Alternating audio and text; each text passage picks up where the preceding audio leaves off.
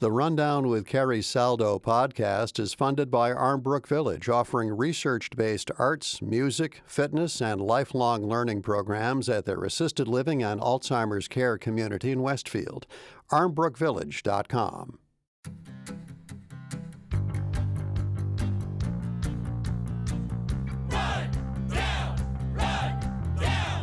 This is The Rundown, your weekly news and review from Western Mass. I'm Carrie Saldo. Our panel laying out the what's, whys, and hows this week. Paul Tuthill, reporter emeritus, most recently with WAMC Public Radio, Nirvani Williams from the NEPM newsroom, and Stephanie Barry with The Republican. Welcome all. Good morning. Good morning. Good morning. Good morning. And if you're listening in and have thoughts or questions, email us, therundown@nepm.org. We're going to start with some Springfield news this morning. An historic choice was made Thursday night, and there are deep divisions after a rocky superintendent selection process was brought to a close. Jeanette DeForge at The Republican and Jill Kaufman have been covering this, and Jill Kaufman of NEPM have been covering this, among others. I'm going to lean on their reporting quite a bit this morning as the news broke overnight. Shortly after interviewing 3 finalists for superintendent, the Springfield Public Schools Committee on Thursday night, as I said, chose Dr. Sonia Donnell as the director's next leader. Donnell is the first woman and the first Black woman to be Springfield Superintendent of Schools, the district said. Quick recap of what's been happening on Wednesday. The candidates fielded questions from the community, and then on Thursday, the committee interviewed each of them, held those formal interviews, followed by deliberations, and at a vote. It was about a 5-hour meeting. Excuse me. Paul, I understand you watched all of this last night on your phone. Thoughts on where this all landed? I watched some of it on my phone. I didn't watch all of it, but I did watch some of it. It was an interesting meeting. As you noted, the vote was 4-3 to name Dr. Sonia Donnell as the next superintendent of schools in Springfield. The vote came after the committee, by the same 4-3 margin, rejected a motion to name another of the 3 finalists, Kimberly Wells, as superintendent. Donnell received the votes of the committee's 4 members who are persons of color. Wells was backed by the 3 white men on the committee, including the mayor. Right, including Mayor Dominic Sarno. During the deliberations, Christopher Collins, who I believe is the longest tenured member of the Springfield School Committee, one of the supporters of Wells, said that Donnell had been disingenuous in her public statements about her departure as the principal at the High School of Commerce when it was absorbed into the Springfield Empowerment Zone partnership. And he and committee member Peter Murphy also noted that during her tenure at Commerce, graduation rates had fallen in each of the 3 years that she was there. Donnell said, though, for her part, though, she left those positions and went on to other opportunities. She pointed out there's a difference between, maybe not being brought back and making a different choice for oneself in one's career. That's right. That's what she said.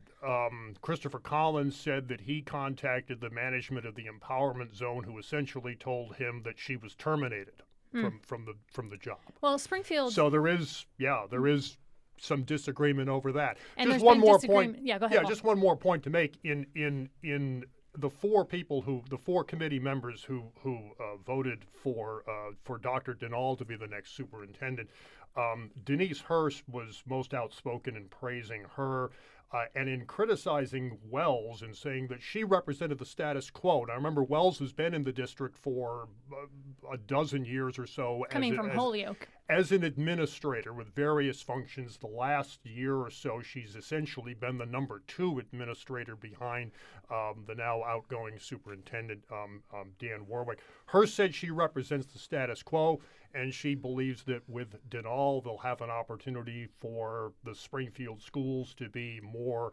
inclusive, more diverse, and more transparent. Oftentimes, Stephanie Barry, go ahead.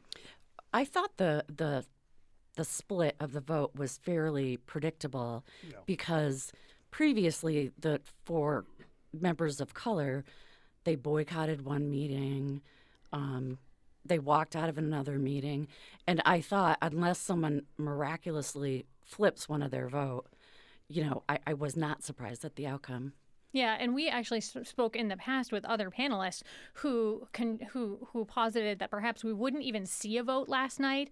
They would table the decision, or there would be some sort of maneuver that took place that saw this process perhaps pressed to restart the entire thing because it had become such a contentious process. Late last night, Springfield's NAACP president, Bishop Talbert Swan, released a statement saying that the acts of the members of the committee who didn't vote in favor of Ms. DeMaul were acts of desperation, petulance, and unprofessionalism. Quote, after the nomination of the only other candidate whose name was offered failed, the school committee missed an opportunity to demonstrate unity in the selection of the city's first African-American woman as superintendent. I think Jeanette DeForge pointed out in her coverage, oftentimes when school committees take something like this up, even if there is dissension, they'll vote again just to show unity. We didn't see that last night. That was the first thing that jumped out at me at the end of the meeting was that the mayor said, congratulations, Dr. Dinal, and then he gavelled it to a close. I thought someone would make a motion to appoint her unanimously. It wouldn't change the roll call, but it would have been a vote by acclamation to welcome her as the next superintendent, and that didn't happen. And that is going to get her tenure off to an interesting start, let's put it that way. And I'm wondering if this is going to have a negative long-term effect on the dynamics of the school committee, which I don't think is going to serve the public, the students, or anyone well. The school committee in Springfield used to be one of these low-key bodies. They were functional, and they, everybody seemed to get along with everybody. But now this has, as you said, Stephanie, this has really exposed some very deep divisions on this committee. And I think there were efforts by the committee to perhaps ease some of these tensions. We did see a somewhat unconventional move earlier this week. It's oftentimes that, these are held in public, right? The members of these committees, when they come in for superintendent, are interviewed. It's very public. I don't know who in their right mind want to subject themselves. I wouldn't want my interviews to be held publicly like that for a position that I was vying for. So kudos to them for doing that. But we saw this somewhat unconventional step to invite members of the public to come in and question them. Nirvani, did you think that was an interesting step by members of the community to say, hey, let's make this a more inclusive process and give others the potential to weigh in? Oh, definitely. And I know that from speaking to members of the public, too, they've wanted a more transparent process since this has been a pretty divided process overall. So I think that was a really great step, considering that there have just been so much misinformation going on too. So I think the public being involved and having an opportunity to ask their own questions and to feel like they're a part of the process as well was a good step. I do think that now at this point, it will be interesting, as Paul and I were talking about, to see how Dinal will work with Sarno since Sarno voted against her in the future, in the years to come. Yeah, obviously the mayor and the superintendent have to work very closely on a lot of issues in the city, and I don't have any reason to doubt that they won't, but we'll see how that relationship works out. Yeah, pans out. In this idea of bringing the public into the discussion, do you think that this may set a precedent in some sense where other positions that are coming before public process might now have more opportunity for the public to weigh in forums such as this? That's an interesting question. I hadn't considered it, but because, oftentimes many personnel things are all done in executive session. And, and I'm also just thinking of when Cheryl Clapprood retired.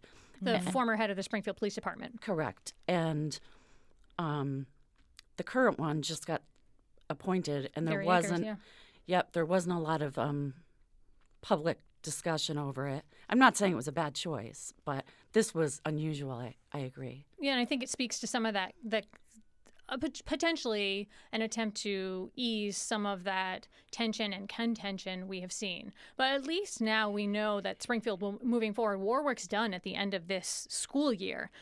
The leader has been named, and I think perhaps that can allow people over the summer the opportunity to say, okay, we have a new leader in place. We can all attempt to move forward in the best interest of some 23,000 people, and whether you're employed or educated by the district, who are impacted by this decision. 23,000 plus, because it's about 5,000 people who work in that district. Yeah, I mean, a lot. If you look at the budget, obviously the school department is the biggest budget in the city, and the idea of community involvement, public involvement in the search process, I think that stems from the fact that you need community support, you need parental buy-in if the Springfield public schools are going to succeed. I mean, you need community support, obviously, with the police department as well.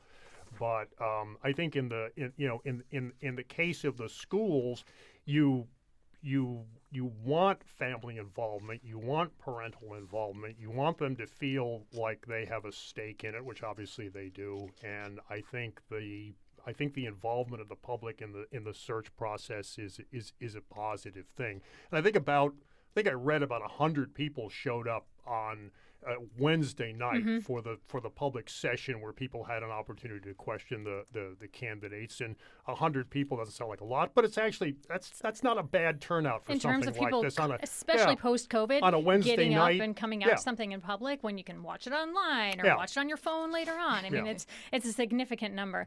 All right, well, I'm going to move us on to another topic today. We're going to move to Stephanie's reporting here. The headline: Legal weed outfits sue feds over U.S. law that they say stunts business growth in Massachusetts. And I'm quoting here from Stephanie's reporting. Plaintiffs in an ongoing lawsuit in the U.S. District Court blame the feds, or more specifically, the Controlled Substances Act, a congressional law established in 1971, which these litigants argue is passé. I want to thank you, Stephanie. This is an opportunity here for me to play a new game on the Rundown that I'm going to call the Rundown Pun Downs. I'm going to slip in as many topic-related puns as I can during this discussion about legal weed outfits suing the feds. Listeners, you can keep tally, and the listener gets in touch with us with the closest to the correct number of puns. We'll shout you out on social media. So you can email us, therundown@nepm.org, or Instagram, that's @NEPublicMedia. All right, let's get rolling. I'm already impressed, Lori. We'll see. Let's get rolling here, Stephanie. All right, the Republican and Mass Live, this reporting that you put out for them, what are the high notes of the Controlled Substances Act these plaintiffs are choking on? So half the country, half the states in the country have legalized recreational marijuana. And the feds, I think, would argue, I'm not sure if it's a formal policy or, kind of unwritten rule.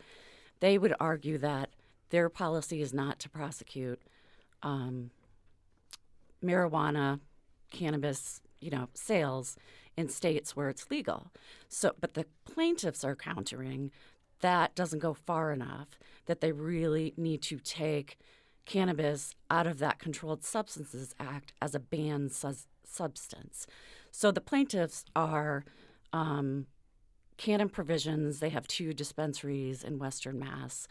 A man who's a courier, Springfield native, and a farmer who grows cannabis. And they argue that they miss out on opportunities, like they can't do business with banks. They can't do business with credit card companies.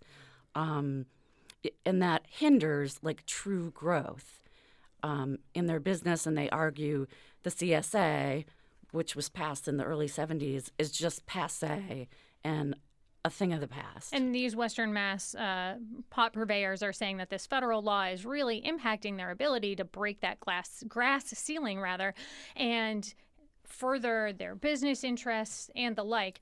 Paul, legal recreational weed was years in the making. Eventually, it was legalized in 2016, and we saw shops start to open up in 2018. Many people, though, raised concerns during that process about this friction that would possibly take place between what's happening here in Massachusetts and then that federal law. Surprised that we didn't see arguments like this laid up sooner?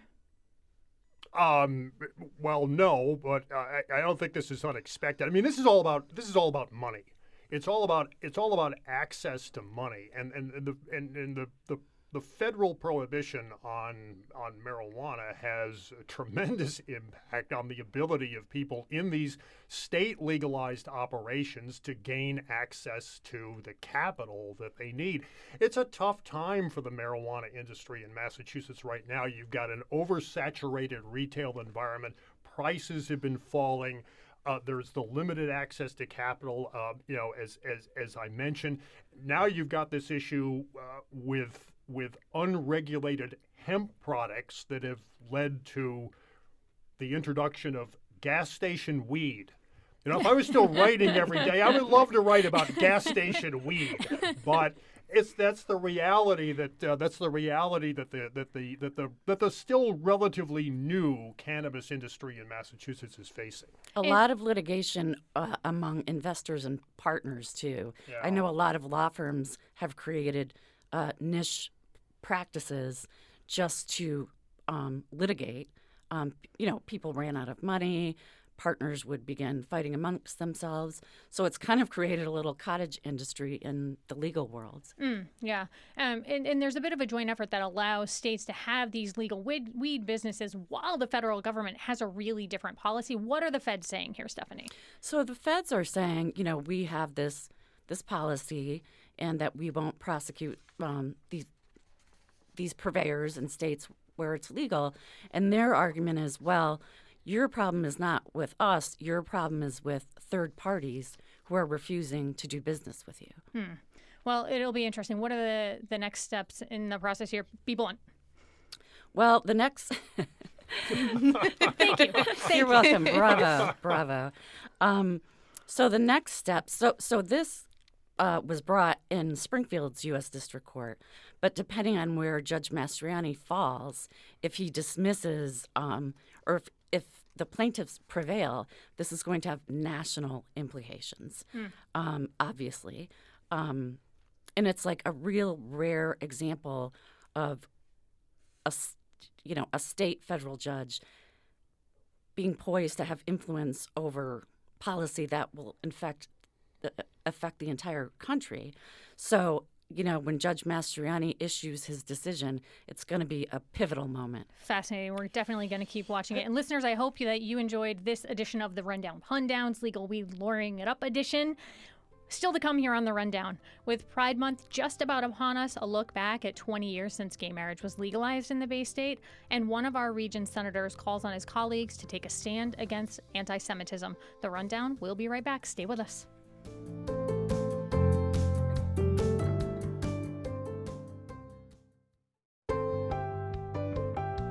Welcome back to The Rundown. I'm Carrie Saldo here with this week's News Nuts, Stephanie Barry, Paul Tudhill, and Nirvani Williams. May marked 20 years since gay marriage was legalized in Massachusetts, and LGBTQ plus Pride Month starts tomorrow. And NEPM's Karen Brown recently caught up with retired Chief Justice Margaret Marshall, who wrote the decision back in May of 2004 that legalized same-sex marriage here in Massachusetts, and would then go on to heavily influence the U.S. law that followed in 2015. And perhaps the import and the significance of this decision has become less apparent with age, or maybe it just feels that way because we're largely in a blue state. And I personally, like, checking my own bias, I'm living a day-to-day heterosexual life, but I think it's really important to mark that same-sex marriage legalization was a seismic shift for so many families here. Paul, I'm going to test your memory here a bit. Think back to the lead up to the decision. What do you recall about the tension surrounding whether same-sex marriage should have been legalized? Well, I recall that there was some, I recall that there was a lot of tension over it. I remember we were waiting on a daily basis for the decision to come down from the SJC, and then when it did, it was met with, I guess you could say, a predictable response. There were obviously the advocates who were overjoyed by the decision. Plans were made right away for, several wedding ceremonies to take place. But then there were also the opponents who, you'll recall, tried to get a constitutional amendment placed on the state ballot. This goes back 20 years. They failed to advance it beyond the legislature, so it never got to the ballot. And yeah, now I now it's become normalized. I mean, I don't think anybody looks strangely or aghast at same-sex marriages Exactly. though the way maybe they once did. Yeah, and yet retired Justice Marshall said that she was, quote, shocked when in the decision overturning Roe versus Wade, Justice Clarence Thomas wrote that the court should reconsider other rulings, including same-sex marriage. Justice Marshall, she doesn't think that Massachusetts is likely to change its statute, but still, she said this. That said, we are one nation and we have one United States Supreme Court. And if the United States Supreme Court chose to re-examine the question, it would have profound implications for the rest of the country, even Massachusetts. Nirvani, you've grown up in a time when same-sex marriage was largely the law of the land. Have you observed members of your generation being more focused on other issues of equality, or do you think that same-sex marriage still comes up? That's a great question, Carrie. I think the issue of equality on the forefront of my generation, maybe specifically, is probably ending the war in Gaza, which I'm sure we'll discuss later. But other important legal issues now facing the LGBTQ community that a lot of people are concerned with is I think especially what this justice was just mentioned in that cut, like Clarence Thomas saying that there are other issues that can be looked at by the Supreme Court, are really scaring a lot of folks in the LGBTQ community. I mean, I reported on a story about how Massachusetts now offers a gender-neutral marker on driver's licenses, and while that's, I think, a great first step in the state breaking the gender binary, or at least acknowledging that, some in the community worry about getting discriminated against by cops or bouncers, wherever you have to show your ID. So I think that the threat of discrimination in Massachusetts by, from LGBTQ community members is still pretty deep in the forefront of our minds. Interesting. Pew did a poll right after gay marriage was passed, and there's been a huge shift. Currently, about 63% of adults support same-sex marriage and 34% oppose it. But going back closer to when the decision was made, 49% of people said they supported same-sex marriage and 42% said they opposed it. So we've seen a huge cultural shift on this issue. Yeah, I said, it's become normalized. I mean, people have people see their neighbors as not for everybody as being it's not for everybody, but people now see neighbors who are same-sex couples, and I think there's been more normalization and there's been more acceptance, and I can see why those poll numbers have moved. Stephanie, not everybody. Well, I mean, I think I would agree with Paul that it's not scandalous, but I still think there's a lot of low key, under the radar bigotry out there. I covered, I think it was in the last year, some parents from the Ludlow School District sued the school because the school had a policy of protecting their non-binary students, trans students, and they had a policy of not, telling on them to their parents, to just protect their privacy. And the plaintiffs got some conservative advocacy group from down south to argue their point. And then the school system and the school committee, rebutted that. And Judge Mastriani ended up coming down on the side of the school system. But I think that lawsuit is still on appeal. Well, we'll keep watching that for sure. And just for folks to recognize that it is tomorrow, LGBTQ Pride Month starts.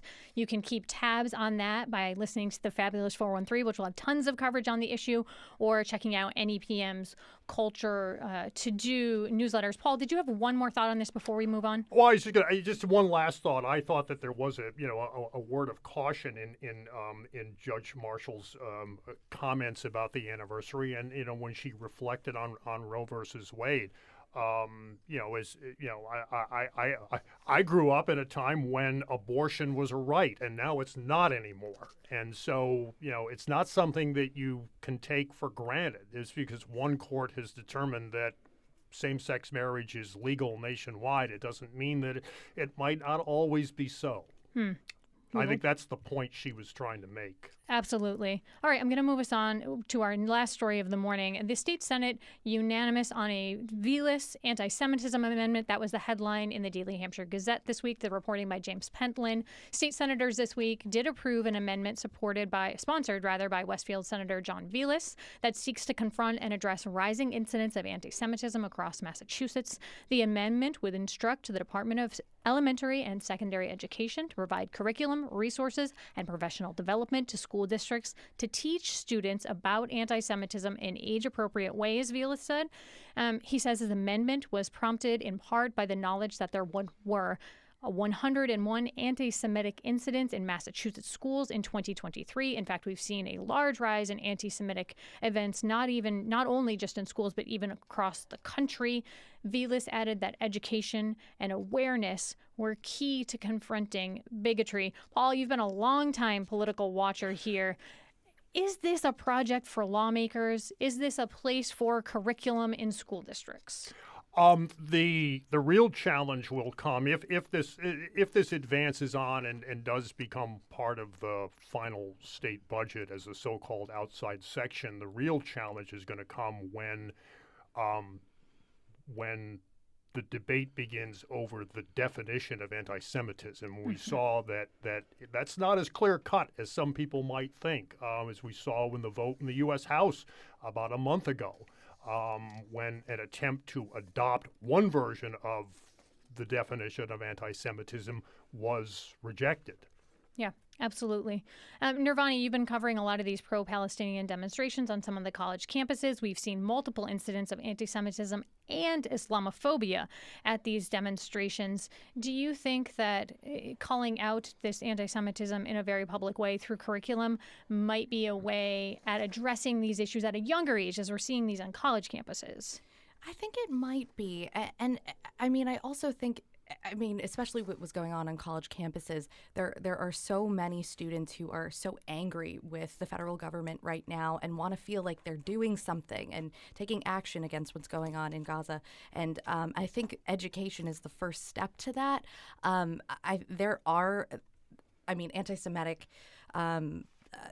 Anti-Semitism has risen, definitely, since October, and I think that this is a pretty good way to address these rising incidences, but also educating people on the breadth of what's happening in Israel and Palestine, and kind of discussing the war at hand as well. I think is also really important, and something that might not be covered in schools. Nirvani, what did you think of the UMass chancellor's decision to make arrests on campus? That was major. It had students terrified, scared. They felt like they couldn't protest. They felt like they couldn't have the right to protest, and that I think ultimately pushed their vote for no confidence vote in the chancellor. And I think that. I think that the students did take a big step in pushing for change on campus, and having their voices be heard, and also educating students as well on what's going on. Yeah. Just one final thing I want to say is that 30 seconds. The history part of this is going to be tough because you've got conflicting narratives on the history of the region. Absolutely. Mm. Yeah. Well, we will keep watching this and many issues here on The Rundown. My thanks to this week's panel, Reporter Emeritus Paul Tuthill, Nirvani Williams of NEPM, and Stephanie Barry of The Republican. The Rundown theme is courtesy of The Love Crumbs. Our director is Tony Dunn. Our board op is Phil Bishop. Our engineers Bexy Langto, Bart Rankin, Kara Foster, and Chuck Dubé. Production support and digital is provided by Ayu Suryawan, and special thanks to Chris Schwantner for his help today, and Sam Hudzig. You've been listening to The Rundown. I'm Carrie Saldo.